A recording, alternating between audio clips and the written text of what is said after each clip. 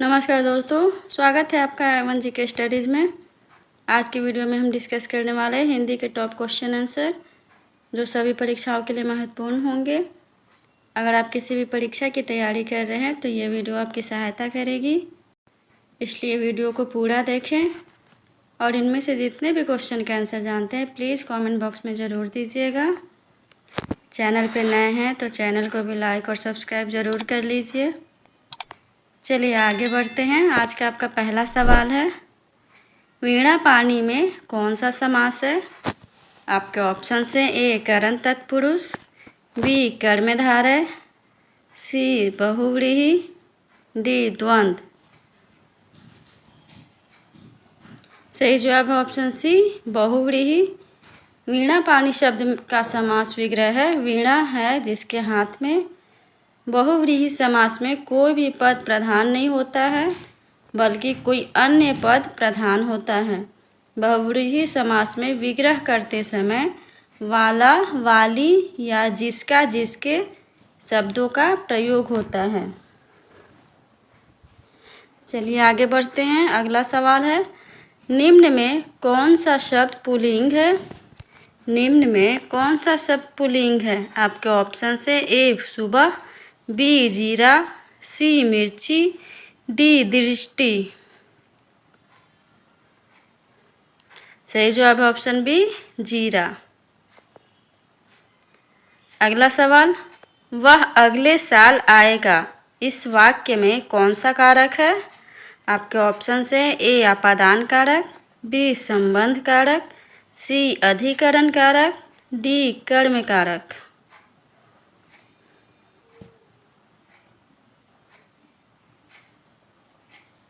सही जवाब है ऑप्शन सी अधिकरण कारक। वह अगले साल आएगा इस वाक्य में अधिकरण कारक है। जिस वाक्य में किनारे, आसपास, दिनों, यहाँ वहाँ समय का प्रयोग होता है वहाँ अधिकरण कारक होता है। अगला सवाल, किस शब्द में उपसर्ग नहीं है? आपके ऑप्शन से ए अपवाद, बी पराजय, सी प्रभाव, डी ओढ़ना। बताइए किस शब्द में उपसर्ग नहीं है? सही जवाब ऑप्शन डी ओढ़ना। अपवाद में अप, पराजय में परा, प्रभाव में प्र उपसर्ग है, जबकि ओढ़ना में कोई उपसर्ग नहीं है। अगला सवाल, निम्न में से यमुना शब्द का पर्यायवाची शब्द कौन सा है? आपके ऑप्शन से ए रत्नाकर, बी उदधि, सी नदीश, डी कालिंदी। जवाब दीजिए। सही जवाब है ऑप्शन डी कालिंदी। अगला सवाल है, काव्य की शोभा बढ़ाने वाला तत्व क्या कहलाता है? आपके ऑप्शन से ए काव्य गुण, बी रस, सी अलंकार, डी शब्द शक्ति।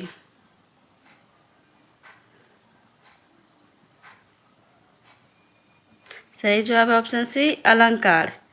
काव्य की शोभा बढ़ाने वाले तत्वों को अलंकार कहा जाता है जो काव्य में सौंदर्य और प्रभाव को बढ़ाने का काम करते हैं। अगला सवाल, वीर या आल्हा किस जाति का छंद है? वीर या आल्हा किस जाति का छंद है? आपके ऑप्शन से ए मात्रिक, बी वर्णिक, सी मुक्त, डी इनमें से कोई नहीं।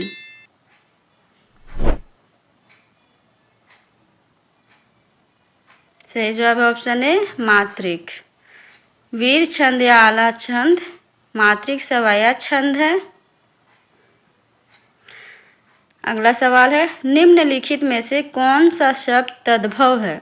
आपके ऑप्शन से ए अक्षत, बी अट्टालिका, सी कुपुत्र, डी ऊसर। जवाब दीजिएगा। सही जवाब ऑप्शन डी ऊसर। ऊसर तद्भव शब्द है, इसका तत्सम ऊसर होता है। अक्षत अट्टालिका तथा कुपुत्र तत्सम शब्द है, इसका तद्भव क्रमशः अक्षत, अटारी और कपूत है। अगला सवाल, महाधन औषधि में प्रयुक्त संधि का नाम क्या है? आपके ऑप्शन से ए वृद्धि संधि, बी दीर्घ संधि, सी विसर्ग संधि, डी गुण संधि। सही जवाब है ऑप्शन ए वृद्धि संधि। महाधन औषधि में प्रयुक्त संधि का नाम वृद्धि संधि है, क्योंकि आ के साथ औ के मिलने पर औ बनता है। चलिए आगे बढ़ते हैं। अगला सवाल है, शुद्ध वाक्य का चयन कीजिए। आपके ऑप्शन से ए मैं सारी रात जागता रहा, बी मैं सारी रात भर जागता रहा, सी मैं सारी रात भर जागता रह गया, मैं पूरी रात में जागता रहा। ये सभी प्रश्न परीक्षा के दृष्टिकोण से बहुत ही महत्वपूर्ण हैं। सही जवाब है ऑप्शन ए मैं सारी रात जागता रहा। अगला सवाल, राम वृक्ष बेनीपुरी की रचना माटी की मूर्तें किस साहित्यिक विधा से संबंधित है? आपके ऑप्शन से ए रेखा चित्र, बी नाटक, सी यात्रा वृत्तांत, डी उपन्यास। अपना जवाब कमेंट बॉक्स में ज़रूर दीजिएगा। सही जवाब है ऑप्शन ए रेखा चित्र। राम वृक्ष बेनीपुरी की रचना माटी की मूर्तें रेखा चित्र विधा से संबंधित है। यह 1946 में प्रकाशित एक रेखा चित्र संग्रह है, जिसमें 12 रेखा चित्रों का संकलन है। अगला सवाल, रस उत्पत्ति को सबसे पहले परिभाषित करने का श्रेय किन्हें जाता है? आपके ऑप्शन से ए भरत मुनि, बी नारद मुनि, सी वाल्मीकि, डी तुलसीदास। जवाब दीजिए। सही जवाब है ऑप्शन ए भरत मुनि। रस उत्पत्ति को सबसे पहले परिभाषित करने का श्रेय आचार्य भरत मुनि को जाता है, जिन्होंने अपने नाट्य शास्त्र में रस सिद्धांत का प्रतिपादन किया। अगला सवाल है, निम्नलिखित में अशुद्ध शब्द कौन सा है? आपके ऑप्शन से ए साप्ताहिक, बी वीणा, सी वाष्प, डी सिंदूर। बताइए अशुद्ध शब्द कौन सा है? सही जवाब है ऑप्शन ए साप्ताहिक। अगला सवाल, विशेषण कितने प्रकार के होते हैं? विशेषण कितने प्रकार के होते हैं? आपके ऑप्शन से ए 2, बी 4, सी 6, डी 3। जवाब दीजिए, विशेषण कितने प्रकार के होते हैं? सही जवाब है ऑप्शन बी 4। विशेषण के 4 भेद होते हैं, गुणवाचक विशेषण, संख्यावाचक विशेषण, परिमाणवाचक विशेषण और संकेतवाचक विशेषण। अगला सवाल, मैला आंचल के रचनाकार कौन है?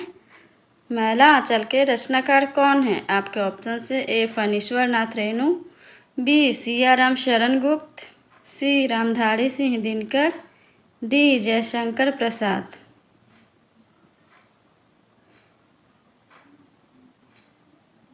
सही जवाब ऑप्शन है फणीश्वर नाथ रेणु। मैला आंचल 1954 में फणीश्वर नाथ रेणु द्वारा लिखा गया हिंदी उपन्यास है। आज के लिए इतना ही। अगर वीडियो अच्छा लगा हो तो प्लीज़ चैनल को लाइक और सब्सक्राइब करना ना भूलें। धन्यवाद।